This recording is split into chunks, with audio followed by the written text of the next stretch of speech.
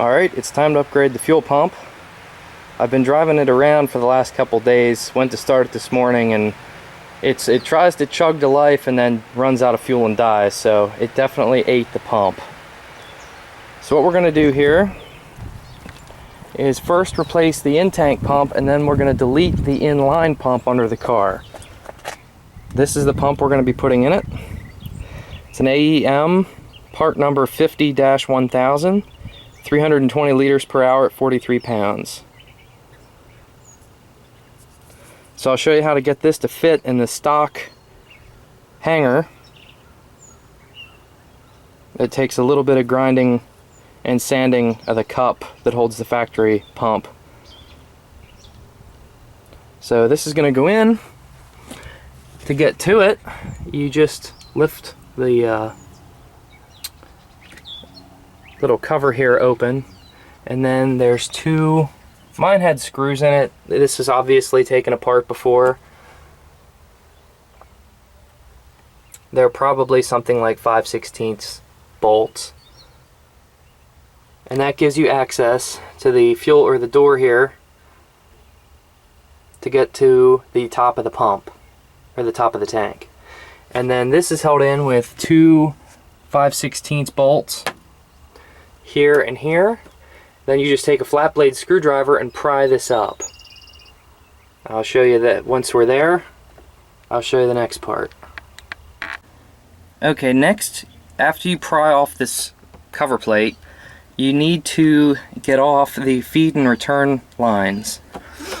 It's this one and this one, these two. Hopefully you can see, it's kind of dark in here. These are both 1/4 inch clamps, and then spray liberally with some penetrating oil. And you can pry with a screwdriver, just be careful the lines don't crack. And then both of those hoses slide off. Then you have to get the retaining ring out. So again, spray a lot of penetrating oil. These things rust and stick and are a pain. And you... This is the ring right here. Again, it's kind of hard to see. This guy moving. There's little grooves. There you go, you can see. There's little grooves in there. What I do to knock this loose is take a strap or a piece of scrap metal. This is what I just used. It's pretty thick. I get this wedged in as the lowest angle I can get, back like this, under one of those, or in one of those grooves, and then hammer on this pretty good, and that whacks the ring loose. So now that the ring is loose, the assembly lifts out of the tank. I don't know if I can do this one-handed. A little challenging.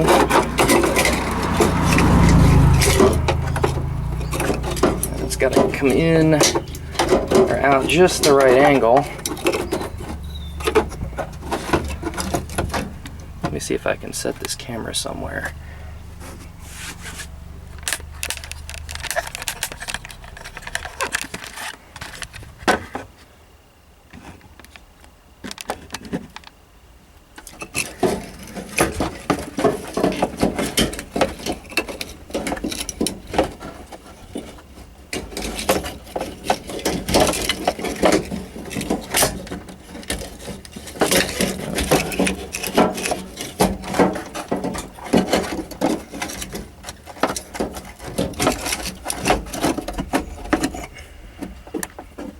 What are you doing, fuel pump head? Trying to get the old one out. Yeah.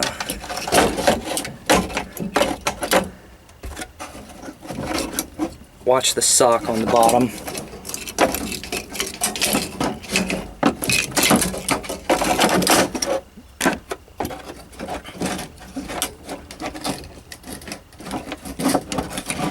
There we go. And there it is. Okay, here's the fuel pump assembly out of the car. To take this apart, there is a I should actually reassemble here for you so you can see it. This sits like this. There's a little cup that holds the pump right here, and that is held in there with a Phillips head screw going through a little clamp. That pulls off. That allows the pump to swing away free, and you can pull the little bucket off the bottom, which we'll get to. To get the pump the rest of the way off, you need to take off the power and ground leads. Can we see these?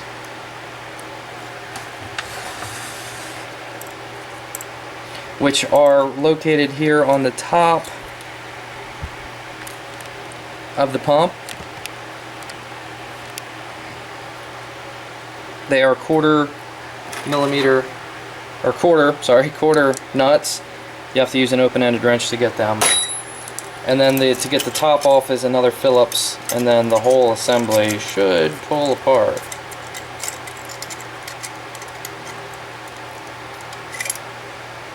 And then here is the old pump.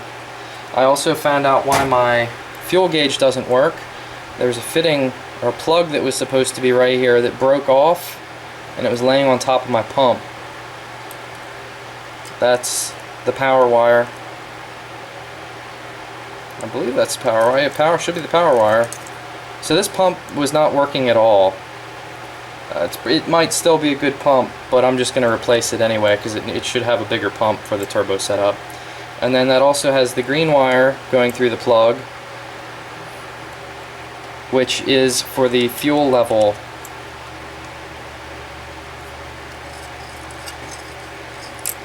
So that's why my gauge wasn't working. So to make the bigger pump fit in this bucket, okay, here's my AEM pump. They do come supplied with this plug that goes, it matches the AEM pump. Power and ground. I'd already used this before, but you just cut these to the length you need. I'll show you here. And they go on the factory wiring. And then this we're going to have to trim. Since this pump is much taller,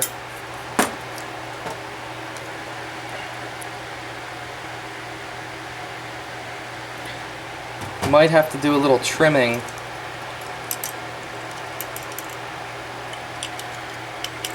to get this to work, which we'll find out here soon enough. Yeah, we'll have to do a little trimming. You see that? But to get the pump to fit in the bucket, as you can see, it's a little tight. There's little grooves in here that are to make the factory pump nice and tight.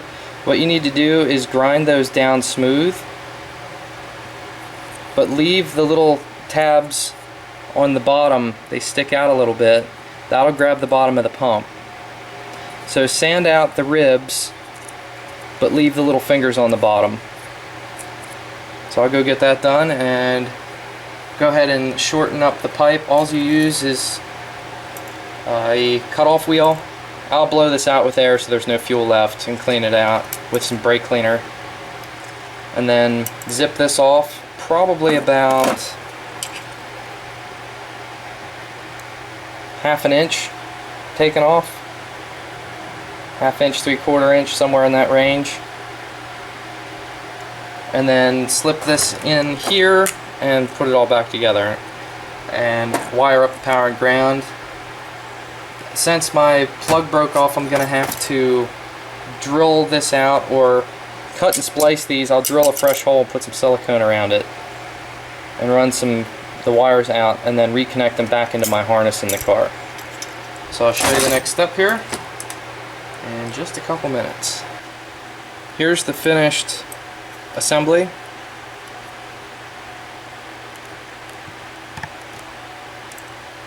As you can see, hopefully,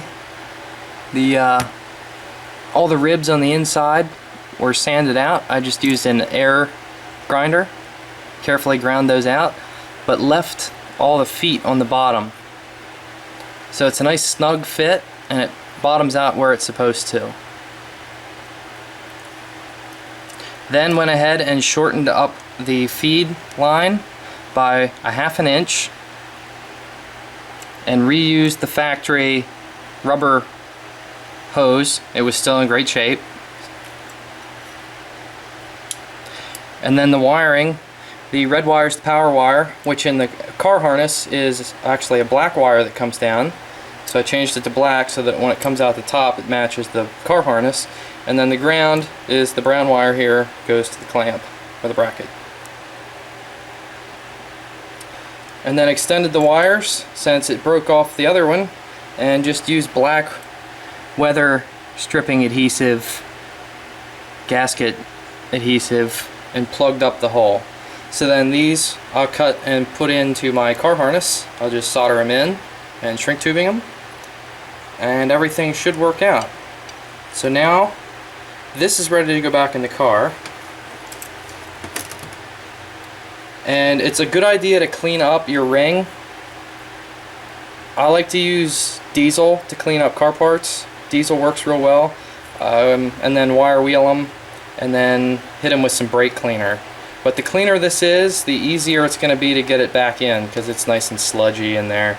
So I also take some rags and Q-tips and clean out the ring, or the inner ring that this sits and spins into. And then everything will slip down back in real nice. The sock is only orients on here one way, and it just sticks right on there. So now I'm going to go slip it back in the car, put it back together, and wire it up. Here it is all back together. The feed line goes back on, that's this guy, and the return. This was plugged, so I just left that plugged. And then the wiring, the black wire that I shot up, went to the black wire in the harness here. The green wire actually turned into the white wire right here. And the brown wire, I ran a self-tapping screw. That's supposed to ground the bracket assembly. So I went ahead and just self-tapping screwed, sanded that down under there, self-tapping screw, and then that's grounded over here under this box. So then reassembly is exactly the opposite of assembly.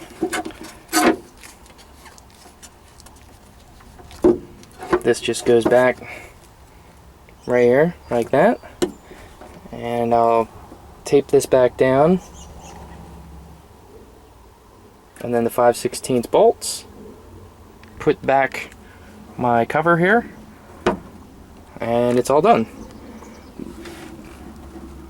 But yeah, my gauge works.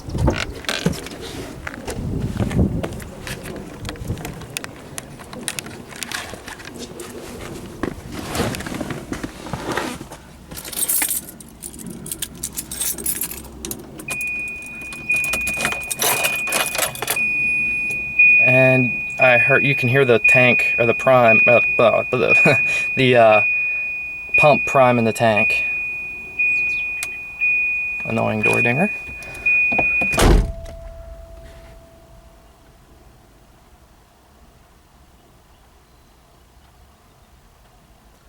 And it should also start now.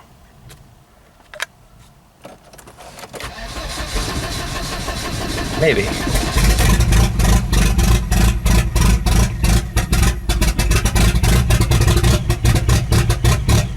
The inline pump is what died, I believe. So next I'm going to remove the inline pump. And that's the next video.